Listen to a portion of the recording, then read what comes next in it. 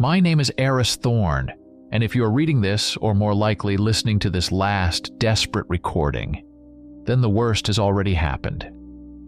It means the Leviathan is silent. And God help whoever finds this wreckage and recording. The Antarctic winter isn't just cold, it's another planet. 6 months of polar night, when the temperature outside plunges to -100 degrees Fahrenheit, and the wind can strip the flesh from your bones in minutes.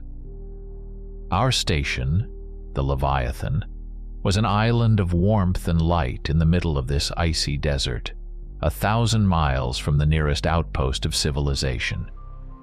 15 souls trapped in the steel belly of this man-made beast, gnawing into the permafrost.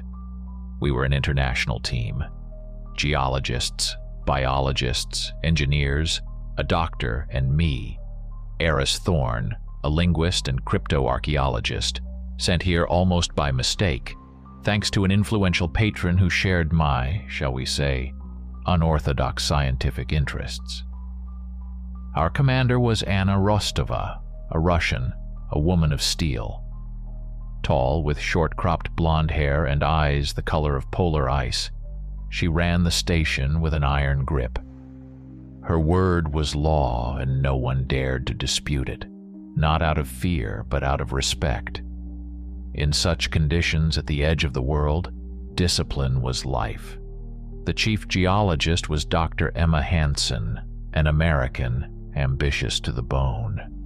It was her team that was responsible for the deep drilling.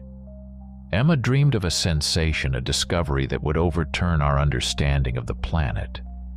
Sometimes her enthusiasm bordered on obsession, and she could be sharp, but her dedication to science was unwavering. Viktor Orlov, our chief engineer, another Russian, was Emma's complete opposite. A man of few words, gruff in appearance, but with golden hands and a kind heart that he meticulously hid. If something broke, from a toaster to the life support system, Victor was called, and he, grumbling for form's sake, would fix everything. He was a rock one could lean on. Dr. Kenji Tanaka, a Japanese man, our medic, the embodiment of calm and Zen Buddhism. Even when someone dragged another poor soul into the infirmary with frostbite or a cut, Kenji remained unflappable. His quiet voice and confident movements were soothing. And of course, Santiago Ramirez, a Colombian, our biologist. A cheerful guy and the life of the party, always ready with a joke or an anecdote. He was responsible for analyzing any organic findings, though until recently his work primarily involved studying extremophilic bacteria in ice cores.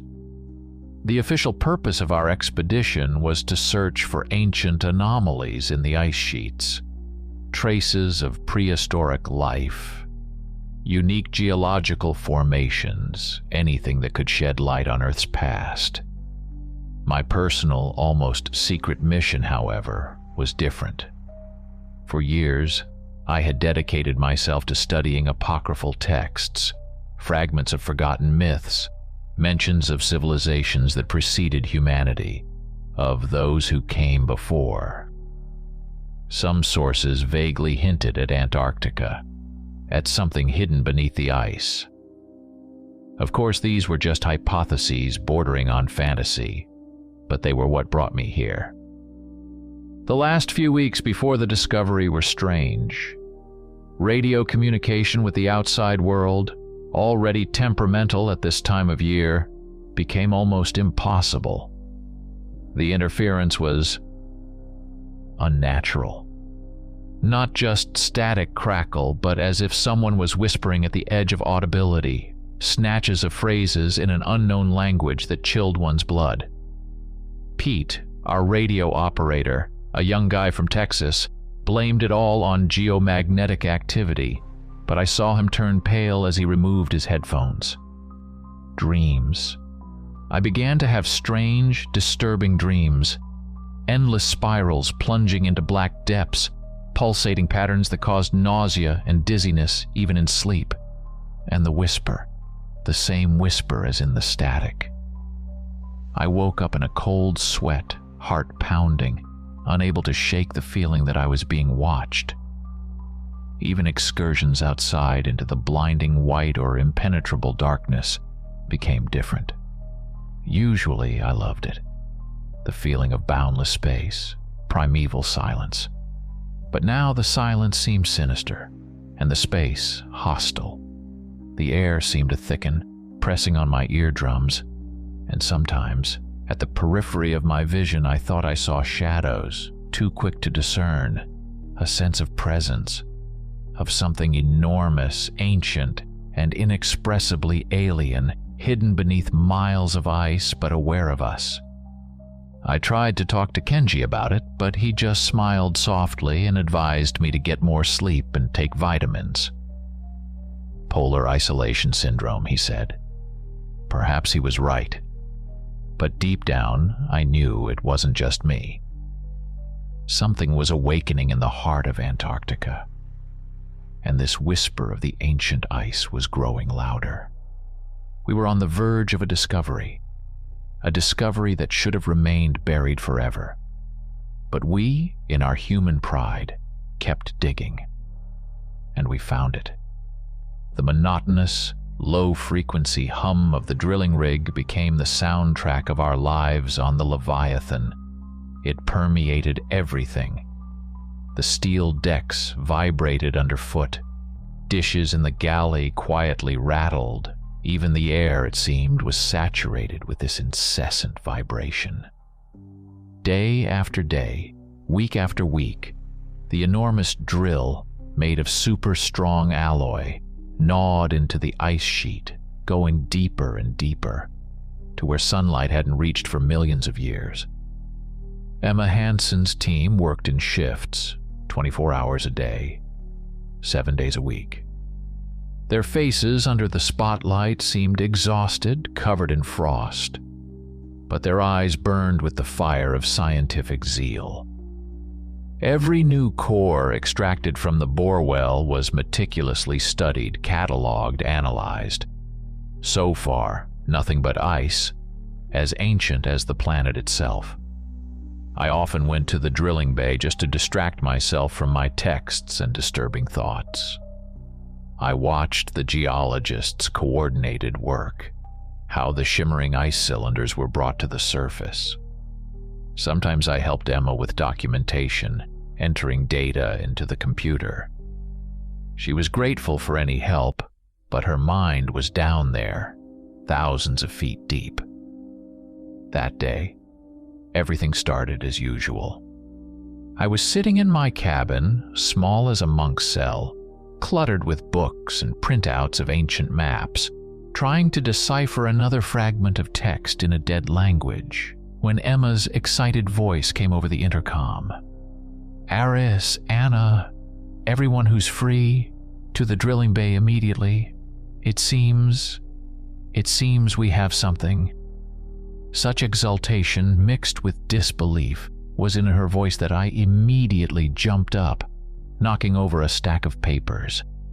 My heart pounded, partly from anticipation, partly from an inexplicable chilling dread that had become my constant companion.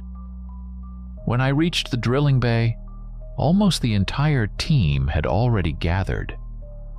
Emma, flushed with burning eyes, pointed to the monitor displaying data from the drill sensors. "Look here," her finger jabbed at the graph.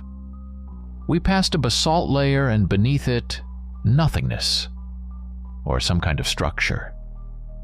The density dropped sharply. The drill plunged almost 3 feet before hitting something hard again, but not like rock." Anna Rostova, maintaining her outward calm, asked clear questions about the instrument readings, about the stability of the borehole. Viktor Orlov scowled at the numbers, muttering something under his breath about possible karst cavities or gas pockets. But the air was thick with tension and anticipation of something incredible. it was decided to raise the drill and send down a research probe with a camera and manipulators. The wait was excruciatingly long. We huddled around the monitor, watching as the probe slowly descended into the drilled hole. The camera's image was blurry, cloudy with ice chips. But then we saw it.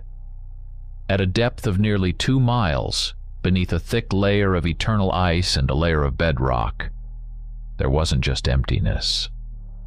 It was a kind of cave or chamber, the walls of which, as far as could be judged by the probe's faint light, were covered in strange, almost violet ice that seemed to glow from within.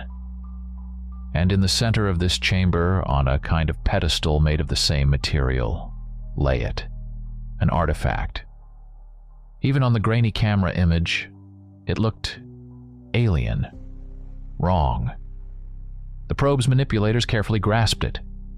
The ascent took several hours, and all that time we didn't leave the monitors, barely breathing. The tension reached its peak. And finally, it was extracted. When the container with the find was brought into the airlock, and then into the lab, an almost reverent silence fell. Emma, with trembling hands, opened the container. The artifact was elongated, cylindrical, about the size of a human palm, about 6 inches long and 2 in diameter. It was made of an unknown organic material to the touch, not cold stone, but something dense, resilient, like very hard skin or chitin. Its color was complex, dark amber, almost black, but with deep internal veins that seemed to pulse faintly with a greenish or bronze light, as if a faint, alien heart beat within it. It was colder than the ambient air, and it emitted a barely perceptible smell of ozone and something else.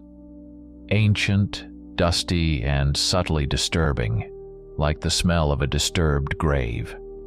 Its entire surface was covered in complex spiral writings and patterns. They were not carved, but seemed to be integral to the artifact's material, like veins on a leaf. And the most chilling thing, if you stared at them for too long, they began to move. Not literally, of course, but an optical illusion arose as if the symbols slowly drifted, flowing into each other, hypnotizing, drawing in your gaze. It made my head spin, and nausea rose in my throat.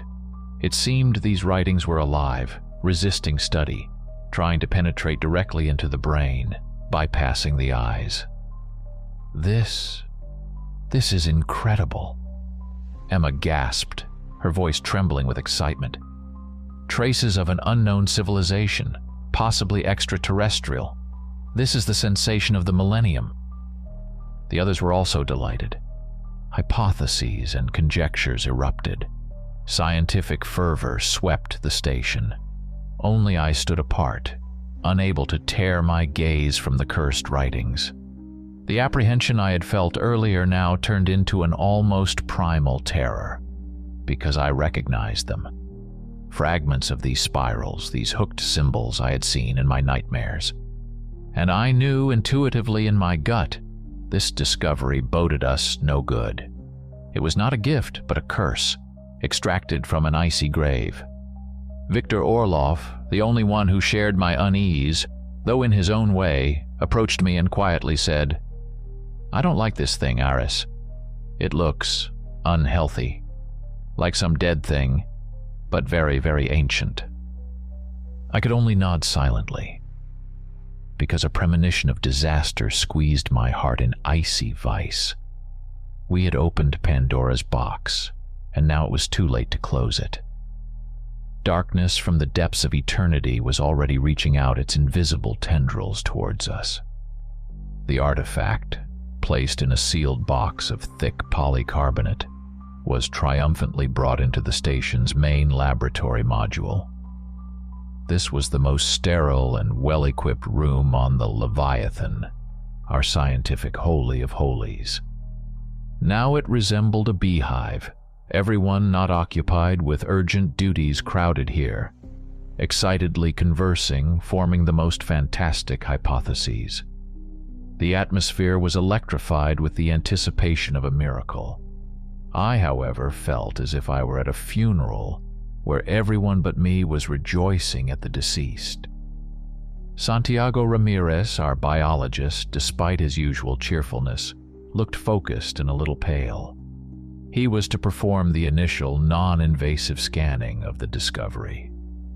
He put on a protective suit, more for formality, as he himself joked, since the artifact was inside the box. I noticed his fingers tremble slightly as he connected the sensors to the analyzer.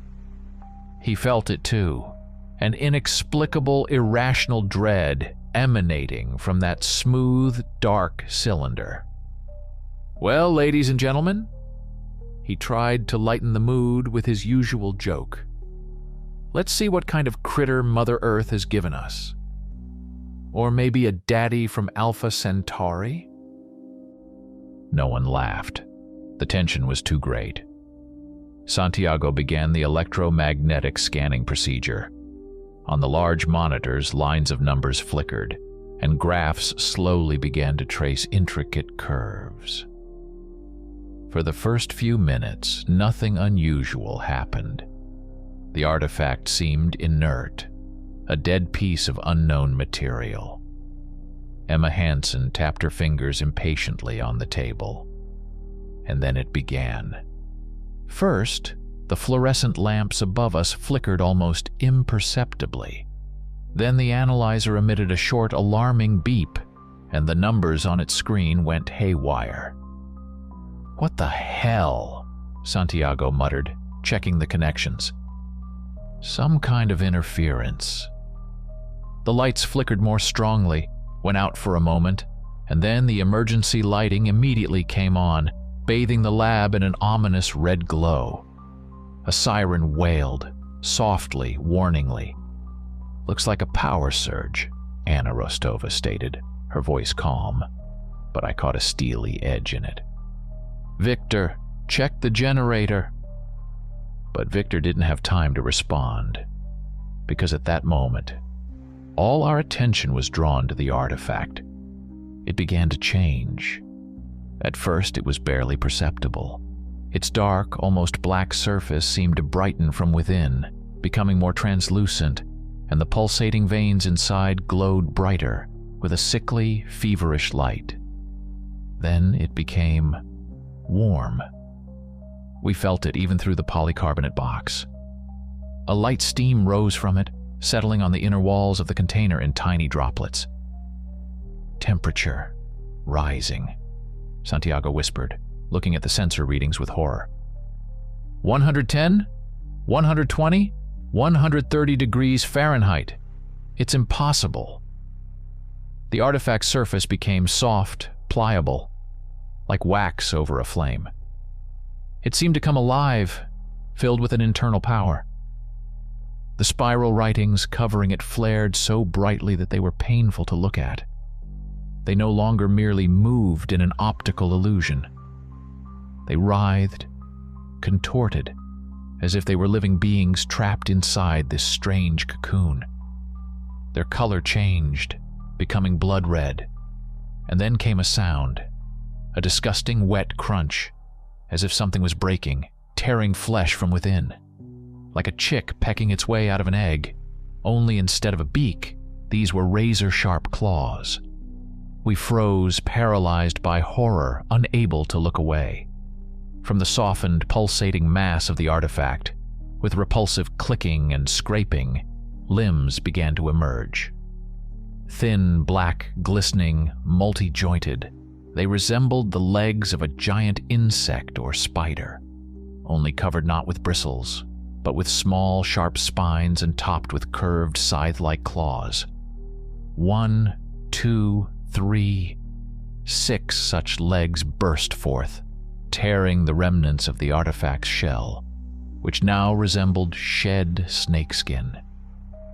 What had been an elongated cylinder moments before transformed into something nightmarish, a multi-legged creature the size of a large rat, with a small, bumpy body and those hideous predatory limbs. It paused for a moment, as if surveying its unseen surroundings, and then it pounced. Lightning fast, like a stone from a sling, it shot into the air, cleared the low barrier of the box, and lunged directly at Santiago. He screamed, a piercing, desperate cry. He tried to recoil, to cover himself with his hands, but it was too late. The creature sank its claws into his face, piercing the protective suit, its sharp limbs tearing at his skin, reaching for his eyes, his mouth.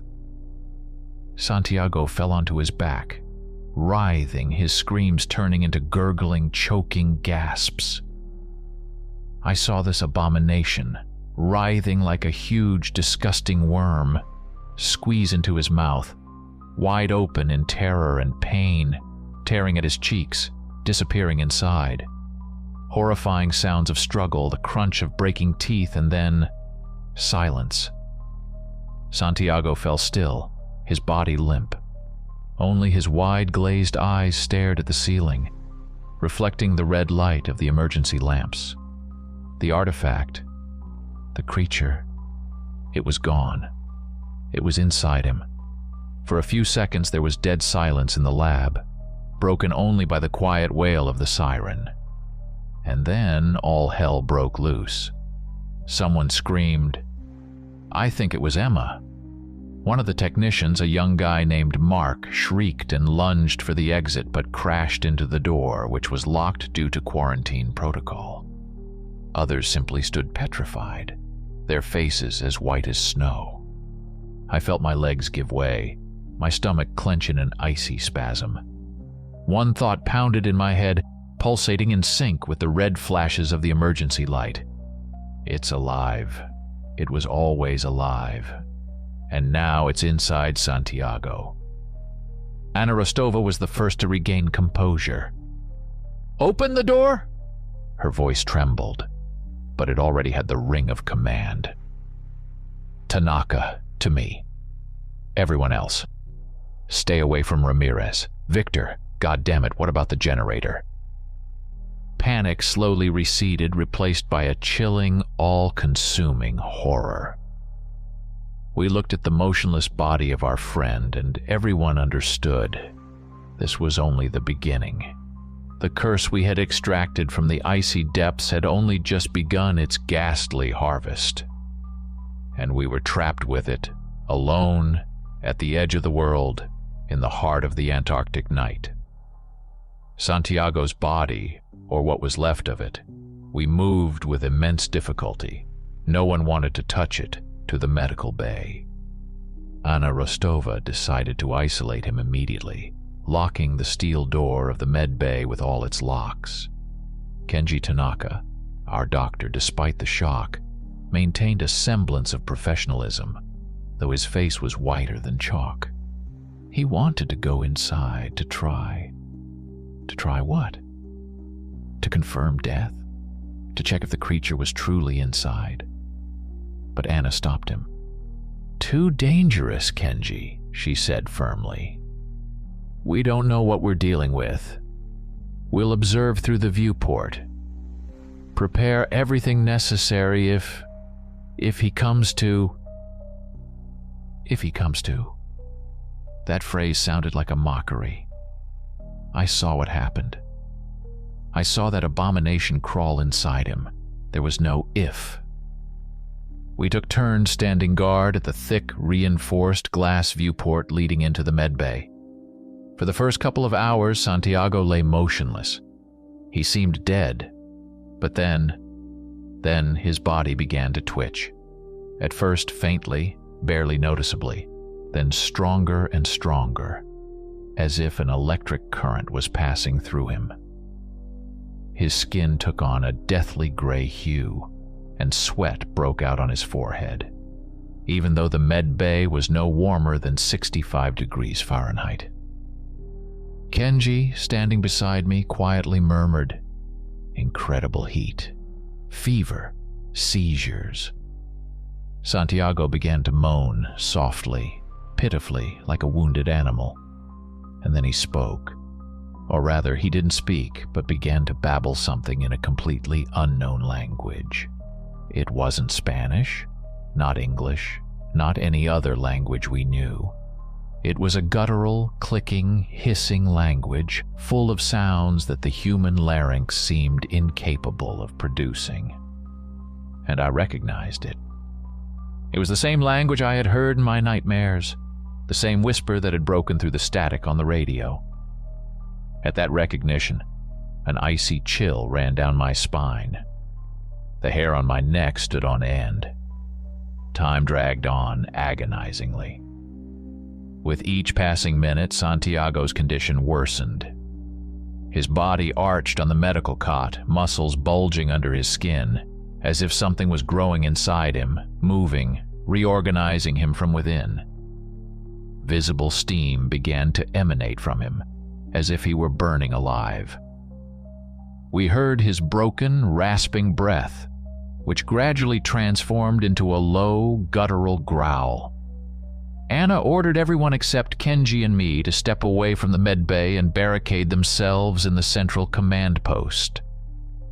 Victor Orloff, his face darker than a storm cloud, silently nodded and began distributing improvised weapons to the remaining crew members.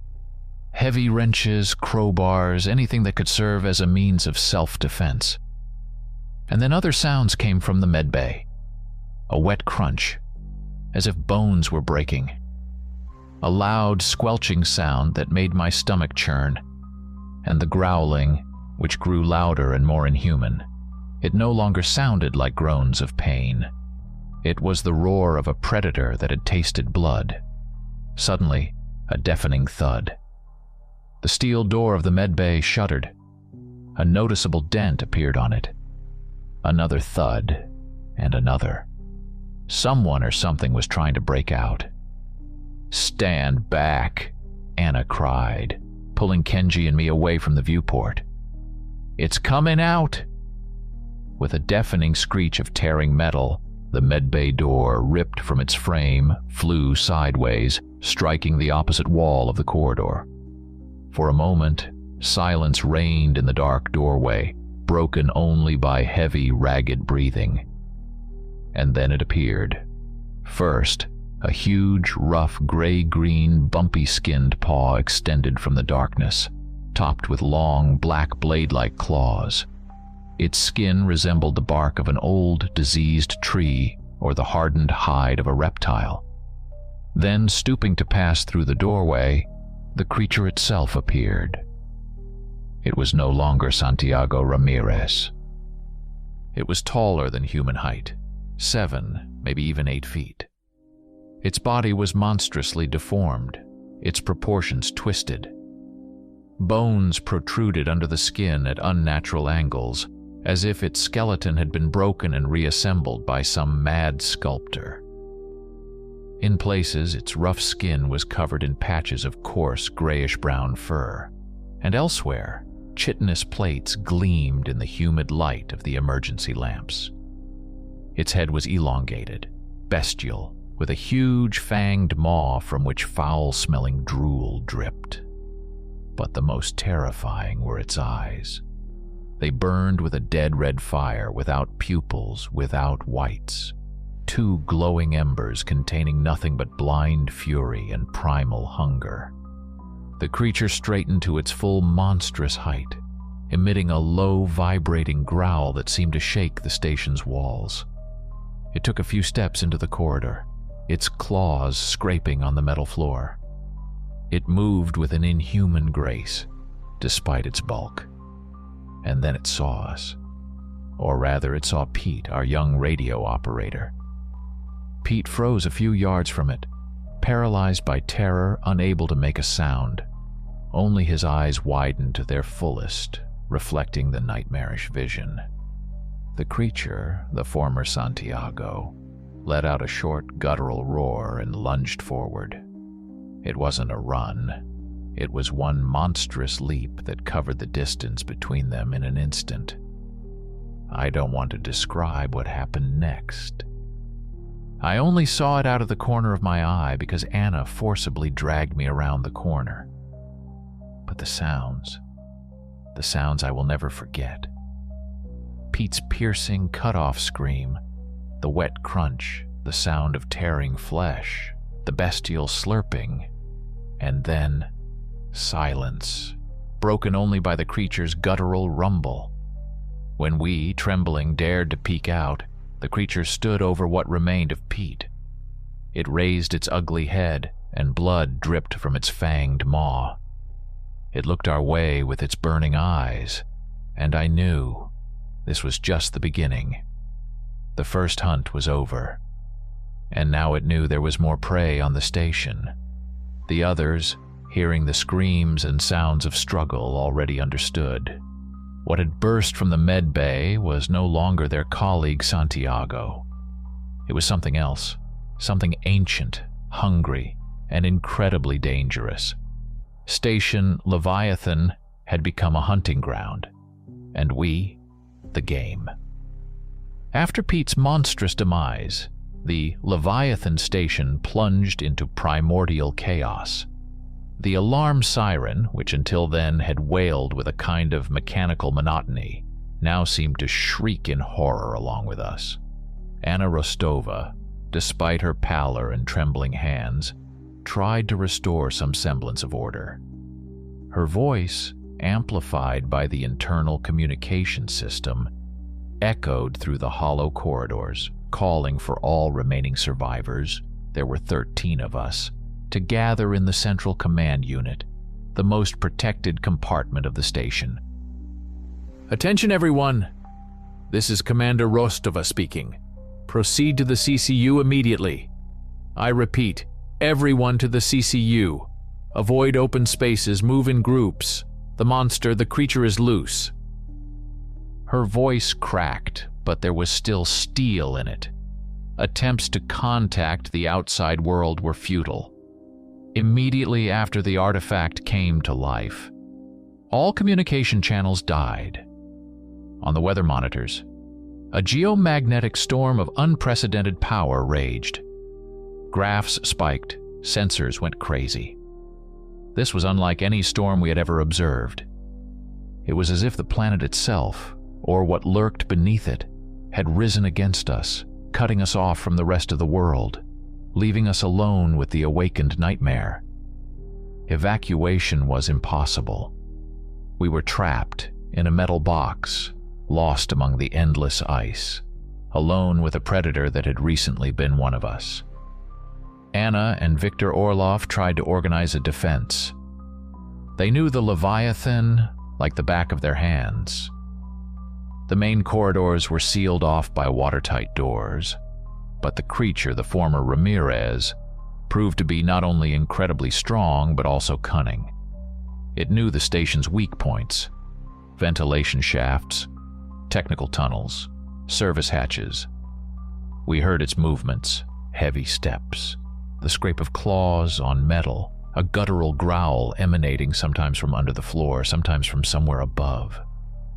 It was playing with us like a cat with a mouse, and then new infections began. It turned out that the creature didn't just kill. Somehow it marked its victims, transmitting its contagion. We didn't immediately understand this. The first was George, one of the geologists, Emma Hansen's partner. During the general commotion and the attempt to reach the CCU, he fell behind his group. When he was found, he was alive, but a deep, ragged scratch gaped on his arm. He insisted he had just fallen and caught himself on a sharp protrusion. Kenji treated the wound, but within a couple of hours, George developed a severe fever. He tried to hide his condition, brushed it off, said it was just a cold. But his eyes, they had that same feverish, unhealthy gleam we had seen in Santiago before the transformation. Anna ordered him isolated in one of the vacant cabins. We heard him scream, heard him battering the door, heard his voice change, becoming guttural and bestial. And then, All the same sounds of breaking bones and tearing flesh. Another monster awakened on the station. Next was Emma Hansen. She was bitten when she tried to help a wounded technician who had been attacked by the creature that was once George. The bite was shallow on her shoulder, but it was enough. Her transformation differed from the previous ones. She didn't become as bulky and muscular as Ramirez or George. Her body instead became more graceful, flexible, almost serpentine. Her limbs elongated, her fingers turned into thin, needle-sharp claws. Her skin took on a pale, almost phosphorescent hue. She moved almost silently, with incredible speed and agility, able to climb walls and ceilings like a giant spider or lizard. Her eyes became large, yellow, with vertical, cat-like pupils, and she emitted a low, vibrating hiss. I realized that the artifact, or whatever it carried, didn't just create copies. It somehow adapted, mutated, choosing a unique form of horror for each host, perhaps based on their physical or even psychological characteristics. Santiago, strong and athletic, turned into a brute, muscular creature. Emma, ambitious and flexible, into a swift, spider-like predator. What awaited us? The station became a lethal labyrinth, where death could lie in wait around every corner. There were fewer and fewer of us. Panic and paranoia became our constant companions. Every sidelong glance, every careless cough aroused suspicion. Could you trust someone who had just been in contact with an infected person? What if someone already carried this contagion but was hiding it? Mutual accusations and hysterics began. Several people simply went mad with fear, cowering in their cabins, refusing to come out. Anna Rostova, her face hardened into a grim mask, tried to maintain the last vestiges of discipline and unity. She understood that alone, we were doomed. Victor Orlov, silent and grim, became her right-hand man, checking barricades, distributing scarce supplies of food and water, trying to repair at least some of the damaged systems. Kenji Tanaka, despite all the horror, continued to assist the injured, though his hands trembled more and more frequently, and his eyes held an expression of deep sorrow. As for me, Eris Thorne, the linguist, thrown by fate into this icy hell, I became increasingly immersed in studying the few materials I had left about the artifact. A few high-resolution photographs taken by Emma before everything began, and my own frantic sketches of its writings. I felt almost knew that the key to understanding this nightmare, if not to salvation, lay in those damned writhing symbols. They beckoned me, promising knowledge, but at the same time repelled me, causing nausea and a headache. I locked myself in my small office, which now seemed the only safe place on the station, and for hours I stared at those writings, trying to find some meaning in them, some pattern. The whisper in my head grew louder, more insistent. Sometimes it seemed I was beginning to understand individual words, fragments of phrases in that ancient, inhuman language. And this understanding brought not relief, but an even greater, cosmic terror. The Leviathan had become our prison and our tomb. And somewhere in its dark, blood-stained corridors roamed the spawn of ancient evil, our former friends and colleagues, now transformed into hungry, merciless predators. And we, the few survivors, huddled in fear, waiting for our turn. There were only 5 of us left. Commander Anna Rostova, her face grayed with exhaustion and horror, but with an unbroken will in her eyes. Victor Orlov, the chief engineer, whose usual gruffness had turned into grim determination. His hands, accustomed to tools, now gripped a heavy crowbar. Dr. Kenji Tanaka, whose calm had been washed away by waves of nightmare, leaving only a deep sorrow and despair on his face. Elizabeth Parker, one of the junior research assistants, a quiet and inconspicuous seismologist who now flinched at every rustle, her eyes wide with constant fear. And I, Eris Thorne, the linguist, whose knowledge of ancient languages suddenly became the only thread capable of, if not saving us, then at least explaining the nature of the hell we had descended into. We barricaded ourselves in the engine room. This was the heart of the station. The small nuclear reactor that gave the Leviathan heat and light was here. The walls here were the thickest, built to withstand possible accidents, and the only door was made of heavy armored steel which Victor had further reinforced with steel beams and welded shut.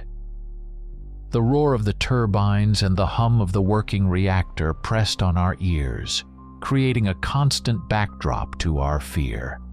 But it was better than listening to the growling and scraping claws of the creatures prowling outside. Sometimes we heard them battering the door, something heavy striking the metal. But for now, the barricades held. We had little food and water, but that concerned us least of all now. The main thing was to hold out. But for how long? And for what? Communication was still out. We were cut off from the world, forgotten. While Anna and Victor organized our meager life in our refuge, checking supplies and monitoring reactor readings, I sat almost constantly at a small technical table with printouts of artifact photos and my old notebook spread out. In the dim light of the emergency lamp, the writhing spirals and hooked symbols in the photos seemed even more sinister. My head was splitting from strain, my eyes ached, but I couldn't stop. I felt the answer was here, close by. I focused on the smallest details of the patterns, comparing them to samples of writing from my archives. Sumerian cuneiform tablets, Egyptian hieroglyphs, Proto-Sinaitic script, runes. None of it matched. These symbols were older, more primitive, and at the same time infinitely more complex. They carried some primordial organic logic alien to human thought. And suddenly, sifting through my old notes, I stumbled upon an almost forgotten monograph by an eccentric German archaeologist from the early 20th century, who had dedicated his life to studying obscure Mesopotamian cults. In one chapter, he mentioned the cult of the lycanthropus, a secret society that worshipped certain gods beneath the ice, and believed in the possibility of ritualistic human-to-beast transformation. Most scholars considered this German a madman and his theories nonsense. But there, among his sketches of symbols supposedly found on clay shards somewhere in the Syrian desert, I saw them. The same spirals, the same hooks, almost identical to those that covered the cursed artifact. My breath hitched. I frantically reread the chapter dedicated to this cult. The German archaeologist, based on fragmented information, claimed that the cult of the lycanthropus believed not in a curse of lycanthropy, but in the granting of form, a sacred ritual that allowed the chosen to connect with the primal power of the earth, with those very gods beneath the ice, whom they considered the true masters of the planet, sleeping in its depths. Artifacts like ours were called seeds or keys in the texts. They carried a transformation program, rewriting the very essence of a human being, awakening a hidden, ancient potential within them. This wasn't a biological infection in the usual sense. It was a ritualistic mechanism, an ancient technology, if you will, designed to reset human nature, to return it to a primordial predatory state. And the artifact reacted to specific conditions. perhaps to the electromagnetic radiation of our scanner, or to our mere presence, to the warmth of our bodies, to fear. I shared my discovery with the others. Anna listened silently, her face unreadable. Victor scowled, but in his eyes I saw a flicker of understanding, a pragmatic engineer. He could perhaps better than anyone grasp the idea of a program. Kenji looked utterly broken. Elizabeth simply wept quietly, burying her face in her hands. "Gods beneath the ice," I whispered, and the words echoed in the humming engine room like a death sentence. "We woke them up, or at least one of their servants. And our station. It stands right over there. Nest. Sanctuary. Place of power." I remembered the anomalous void beneath the basalt layer that Emma's drill had discovered. It wasn't just a cave. It was something man-made, or rather created by sentient but non-human beings. And the artifact was just one of many, waiting for its hour. The moment I uttered the word nest, the floor beneath our feet visibly shuddered. It wasn't like the creatures hitting the door. It was a vibration coming from below, from the very depths of the earth. The reactor's hum momentarily changed pitch, becoming lower, more menacing. We exchanged glances. The terror we had felt before seemed like a child's game compared to the chilling, cosmic dread that now enveloped us. "They know we're here," Anna whispered. "They sense us." The writings on the artifact photos lying before me seemed to come alive. I thought they glowed with a faint, malevolent light, and the whisper in my head turned into a chorus of voices, repeating the same phrase in the ancient inhuman language. A phrase I now, to my horror, was beginning to understand. The gift will be accepted. We hadn't just found an ancient artifact. We had invaded the sanctuary of ancient gods, and they were not pleased with uninvited guests. The realization that we were not merely under siege by a few monsters, but on the verge of awakening something immeasurably more ancient and powerful, paralyzed us. The vibration coming from underground grew more palpable, turning into a low-frequency hum that seemed to resonate with our bones, causing nausea and primal terror. Outside, beyond the armored door of the engine room, the creatures seemed to have gone berserk. There were no longer just 2 or 3. Judging by the sounds, there were many more. They howled, growled, scraped, and slammed against the door with incredible force, which groaned and buckled under their assault. The steel beams Victor had reinforced it with bent like plasticine. It was obvious the barricade wouldn't hold much longer. "They're coordinating their actions," Victor croaked, listening to the sounds behind the door. His face was covered in sweat and grime. "Hear that? Some are battering here, others seem to be trying to break through the ventilation or technical tunnels under the floor." He was right. We heard scraping and dull thuds coming from different directions. The creatures were becoming not only more numerous but also smarter. Or perhaps they were being guided by some unified, sinister will. We were desperate. Food and water would last only a couple of days, and for Anna's flare pistol, which was our only firearm, there were only a few rounds left. Victor's crowbar and my heavy tome of ancient texts could hardly be considered serious weapons against these creatures. "We have to do something." Anna's voice was firm, but notes of despair crept in. "We can't just sit here and wait for them to break through or for what's down there to fully awaken." It was then that Victor said what each of us had thought but dared not voice aloud. "The reactor," he said hoarsely, thumbing over his shoulder towards the station's humming heart. "We can overload it. Create a small Chernobyl on an Antarctic scale." We stared at him. Destroy the station? Along with ourselves. "It's the only way," Victor continued, and there was no trace of doubt in his voice. "We cannot allow this contagion, this gift, as you called it, Aris, to get out of here. If even one of these creatures or one of these artifacts gets into the outside world..."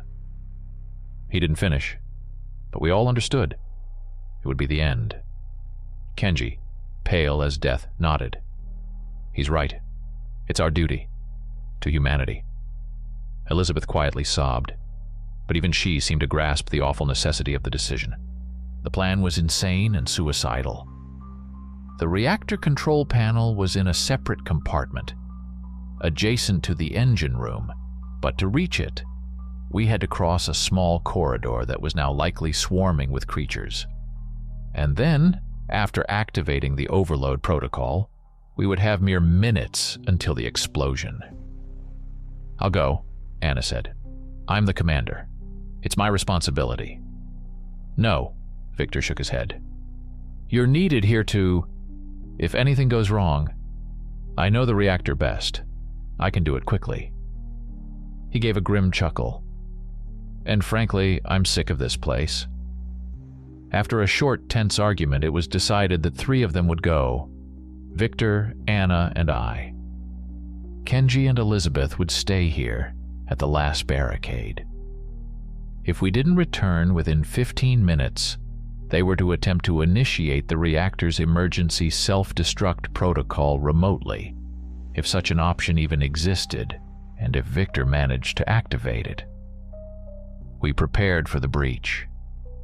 Anna took the flare pistol, Victor, his trusty crowbar and a heavy monkey wrench. I, to my shame, found nothing better than to grab a thick steel rod lying in the corner. My heart pounded so hard it felt like it would burst from my chest. Victor, using an oxyacetylene torch, began cutting one of the welded beams on the door. Sparks flew everywhere. The smell of melting metal mingled with the scent of our fear. As soon as the beam gave way, the door shuddered even more violently. The creatures outside sensed the weakness. "Now!" Victor cried, and together we pushed against the door, shoving it open just enough to squeeze through the gap. What we saw in the corridor surpassed our worst expectations. There were no fewer than 4 creatures. 2 of them resembled Ramirez, huge, muscular, with rough skin. One lithe and swift, like the former Emma, and another new one we hadn't seen before, short but wide, covered in an armor-like carapace like a giant armadillo with powerful pincers instead of hands. They immediately lunged at us. Anna fired the flare pistol. The bright flash and deafening bang momentarily blinded and disoriented the creatures. One of them, the former Emma, shrieked and recoiled when the flare struck its side, leaving a smoking burn. "Run to the control panel!" Victor shouted, lunging forward and striking the nearest creature with his crowbar. "I'll hold them off." Anna and I sprinted down the corridor, dodging claws and fangs. The sounds of battle behind us were horrific. Growling, shrieking, dull thuds, crunching. I didn't dare look back. The door to the reactor control compartment was a few yards away. We almost made it when one of the creatures, the armadillo-like one, circled Victor and blocked our path. And then Victor did something I never expected from him. He let out a furious, inhuman roar, full of desperation and rage, and rushed not towards us, but in the opposite direction, deeper into the station, towards the living quarters. "This way, you beasts!" he yelled, swinging his crowbar. "Come here, you bastards! There's plenty to feast on here!" He knew there were propane tanks and flammable materials in the galley and storage rooms. He was going to distract them, set a fire, buy us time. "Victor, no!" Anna screamed, but it was too late. We heard him run, heard the creatures, drawn by his shouts, rush after him. And then, a deafening explosion that rocked the entire station. A huge column of flame and smoke erupted from the passageway leading to the living quarters. Victor Orlov, our silent hero, had sacrificed himself. His last words, which we heard over the radio he had kept on, were barely discernible through the roar of flames and the crackling of collapsing structures. "Anna, Aris, tell my family, if you make it out, that I at least tried. Farewell." And then the connection went dead. Tears streamed down Anna's face, mixing with sweat and soot, but she didn't hesitate. She flung open the door to the reactor control compartment. We burst inside just as one of the creatures, charred but still alive, was reaching for us with its clawed hands. Anna slammed the heavy door shut and locked it. We were safe. For a few minutes. But the price of that safety was too high. The reactor control compartment was a small, cramped room, filled with consoles with blinking indicators and rows of toggles. The air here was stale, smelling of ozone and overheated metal. The reactor's hum, coming from behind the thick lead wall, was even louder here. It vibrated in every cell of my body, creating a sense of impending catastrophe. Anna and I breathed heavily, leaning against the wall, trying to compose ourselves after the breach in Victor's sacrifice. Outside, beyond the door, the creatures were already scratching and growling, drawn by our presence. "We don't have much time," Anna said, her voice hoarse but resolute. She approached the main console. "Aris, you know what to do?"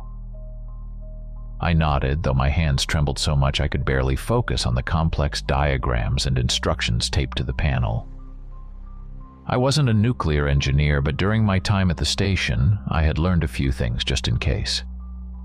And Victor, before our breakout, had briefly explained the sequence of actions for an emergency reactor overload. It was an irreversible process. Once initiated, it would lead to a core meltdown and a subsequent thermal explosion that would destroy everything within several miles. "Kenji, Elizabeth, can you hear me?" Anna spoke into the radio. "We're in the control compartment. Victor is gone. He gave us a chance. Get ready, we're initiating the protocol." In response, only static and Elizabeth's quiet, broken sobs came from the radio. Anna slammed her fist against the console. Damn it. It seemed Victor's explosion had also damaged the internal communication system. We were alone. I began to enter the access codes and follow the instructions. Every click of a toggle, every button press, echoed in my head like a death knell. I felt Anna's gaze on me. There was no longer fear in her eyes, only a cold, detached determination. She had already come to terms with her fate. It will be very painful, won't it?" she asked quietly, as I reached for the last lever that would initiate the irreversible chain reaction. "Radiation sickness." I looked at her. "Yes, Anna, very. But it's better than what awaits us beyond that door, and better than letting this break free." She nodded, her lips tightly pressed. "Do it." I swallowed the lump in my throat and pulled the lever down with force.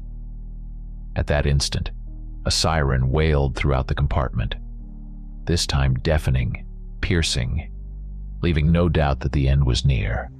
On the large screen above the console, red digits of a countdown timer flashed. 10 o'clock. 10 minutes. 10 10 minutes until the Leviathan and everything in it turned into radioactive ash and steam. The station began to shudder. The reactor's hum became intermittent, unstable. Dust rained from the ceiling, and then my gaze fell on a small video camera mounted in the corner of the compartment. Its red light was on. It was recording. "Anna," I said, pointing to the camera, "we have to leave a message, a warning. If anyone ever finds this place, if anything at all remains of us, they must know." Anna thought for a moment, then nodded. "You're right. You speak, Eris. You know more about all this damnation." I walked to the camera, trying to steady my trembling hands. I looked directly into its small, impassive lens. "This is Dr. Eris Thorne speaking," I began, my voice cracking. "A member of the International Antarctic Expedition Leviathan. If you found this recording, it means we're all dead. The station is destroyed. We did it ourselves." I told them everything. About the discovery of the artifact, its gruesome properties, the transformations, my theory about the gods beneath the ice, and the givers of form. I spoke quickly, rambling, jumping from one thing to another, trying to convey as much as possible in the few minutes we had left. "It's not just a virus or a parasite," I continued, feeling tears stream down my cheeks. "It's an ancient evil, ritualistic sentient.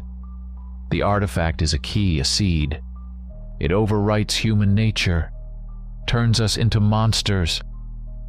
And down there, beneath the ice, there are thousands of them. Thousands of these cursed seeds, waiting for their hour." The impacts on the door grew stronger. The metal was already cracking and bending. I heard the creatures growling, their hungry, impatient snorting. "Don't repeat our mistakes." I almost screamed into the camera. "Don't dig here. Don't search. Leave this place cursed and forgotten. For God's sake, for the future of humanity, stay away from here." The timer on the screen showed 2:17. The station shuddered so violently that I barely kept my balance. Sparks flew from damaged cables. The red emergency lights flashed faster and faster, creating a strobe effect that made my head spin. "Anna." I turned. She stood leaning against the wall, her face calm, almost serene. In her hand, she held a small metallic object. I didn't immediately recognize it. Then I did. Her old compass, which she always carried, a gift from her father. "We did all we could, Eris," she said softly. "Now, we just have to wait."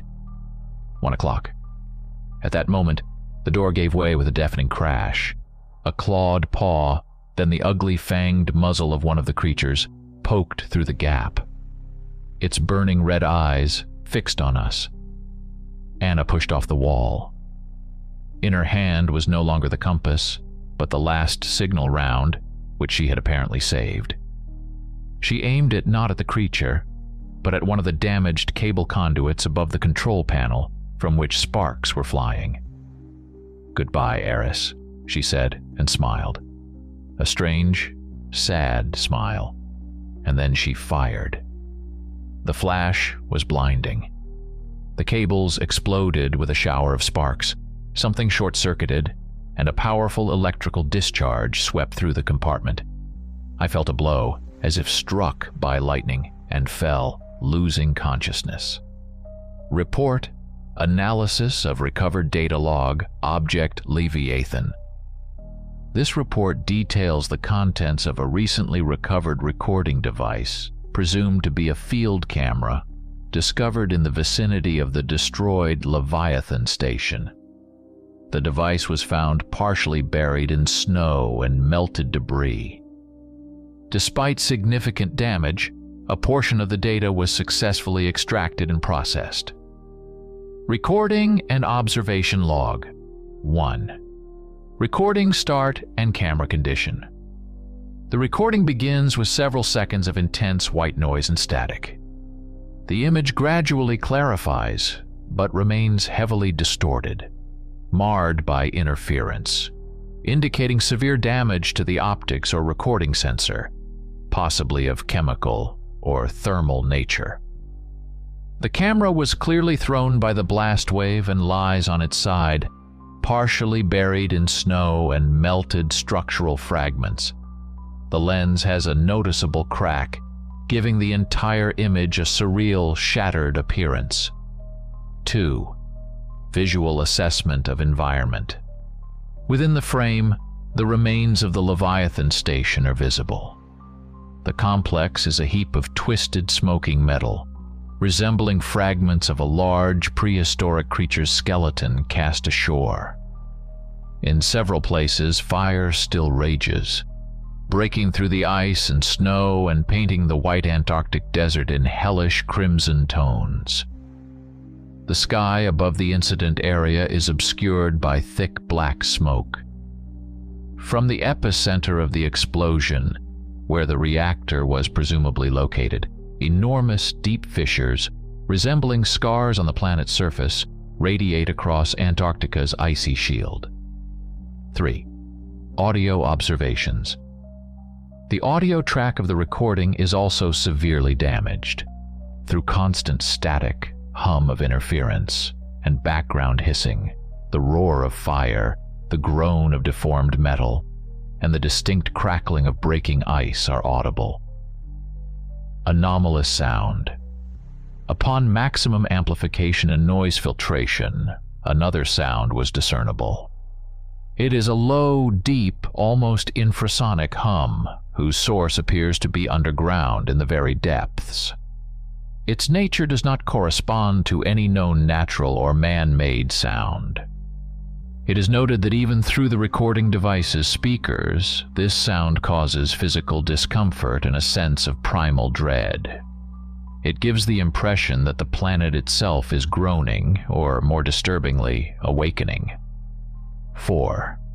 Recording fade and final sequence. The camera is clearly running on its last reserves of power. The image visibly dims, colors fading into monochrome. Object detection. Before the screen finally goes dark, a critical event occurs. One of the deepest cracks in the ice, illuminated from within by reflections of the subterranean fire, or perhaps another light source, momentarily comes into the damaged lens's focus. Within its dark, smoking depths, numerous objects are discernible. Object description. Their number is estimated in the thousands, possibly tens or hundreds of thousands. These are oblong, cylindrical objects roughly the size of a human hand. They are dark in color with faintly pulsating internal veins. Morphologically, they are identical to the object previously discovered and under investigation. The objects are arranged in dense rows and layers extending into immeasurable depths, creating the impression of seeds sown into the icy soil in time immemorial, awaiting activation. 5. Audio culmination. The image almost completely disappears, turning into a chaotic flicker of pixels. However, at this moment, the audio quality paradoxically improves for a brief moment. Through the general static and hum, at the very edge of audibility, a whisper can be discerned. It is not a single voice, but many thousands of voices merging into a single inhuman chorus. Language and message.